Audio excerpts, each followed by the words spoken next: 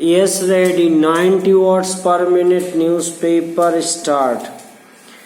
औद्योगिक क्रांति के बाद लगभग 250 वर्षों में दुनिया की आबादी के साथ संपन्नता बहुत ज़्यादा बढ़ी थी, लेकिन अब स्थिति तेजी से बदल रही है।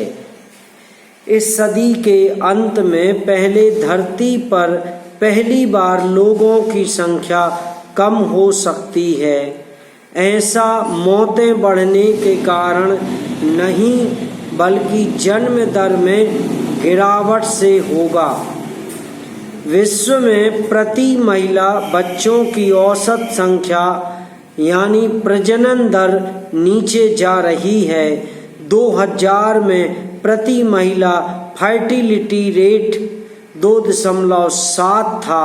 यह आबादी के स्थिर होने की दर रिप्लेसमेंट रेट 2.1 से काफी कम था।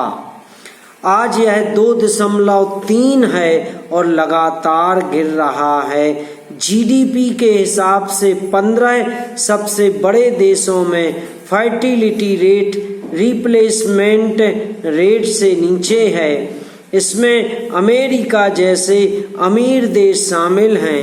दुनिया की 35% से अधिक आबादी के देश चीन और भारत भी इस कतार में हैं। पैरा जन्म दर कम होने से बुजुर्गों की संख्या अधिक हो रही है।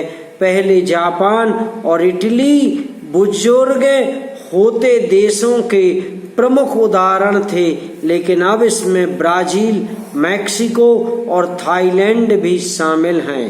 2030 तक पूर्व और दक्षिण पूर्व एशिया की आधी आबादी 40 साल से अधिक होगी।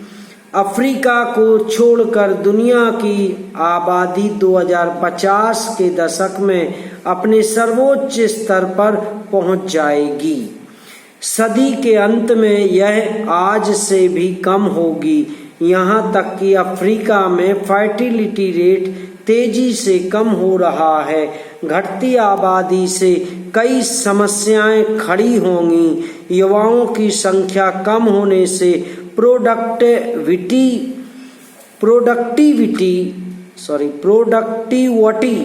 में गिरावट आएगी।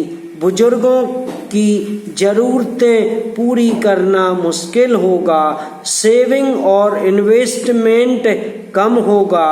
बुजुर्गों की देखभाल के लिए सरकारों को टैक्स ज्यादा बढ़ाना पड़ेगा। पैरा मनोवैज्ञानिकों के अनुसार युवाओं में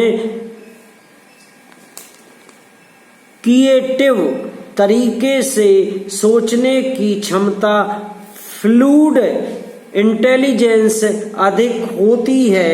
वे समस्याओं को नए तरीके से हल करते हैं। युवा आविष्कारों द्वारा फाइल पेमेंट में नए और महत्वपूर्ण इनोवेशन की संभावनाएं अधिक होती हैं। जिन देशों में बुजुर्गों की आबादी अधिक है, वे कम जोखिम उठाते हैं। बुजुर्ग वोटरों से राजनीति भी स्थिर होती है। अर्थव्यवस्था की बढ़ोतरी से युवाओं के मुकाबले बुजुर्गों को कम फायदा होता है, इसलिए विकास समर्थक नीतियों में उनकी दिलचस्पी कम रहती है। बुजुर्ग समाजों में क्रिएटिव बदलाव कम होते हैं, लिहाजा प्रोडक्टिविटी कम होती है। पैरा कई विशेषज्ञ घटती जन्म दर से निपटने के लिए संबंधित क्षेत्रों में बाहरी लोगों के इमिग्रेशन को बढ़ावा देने की सिफारिश करते हैं, लेकिन यह इलाज कारगर नहीं होगा। अमीर देशों में आज इमिग्रेशन रिकॉर्ड उच्च स्तर पर है। इस कारण कुछ देशों में वर्करों की कमी दूर हो रही है, लेकिन दुनिया भर में जन्म दर में गिरावट के कारण इस सदी के मध्य तक युवा शिक्षित वर्करों की कमी हो जाएगी।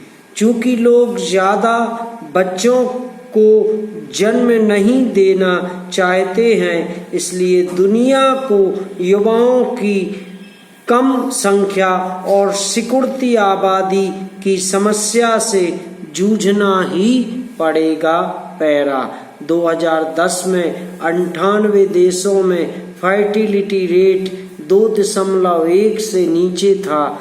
2021 में यह संख्या बढ़कर 124 हो गई थी। 2030 में इसके 136 होने की संभावना है।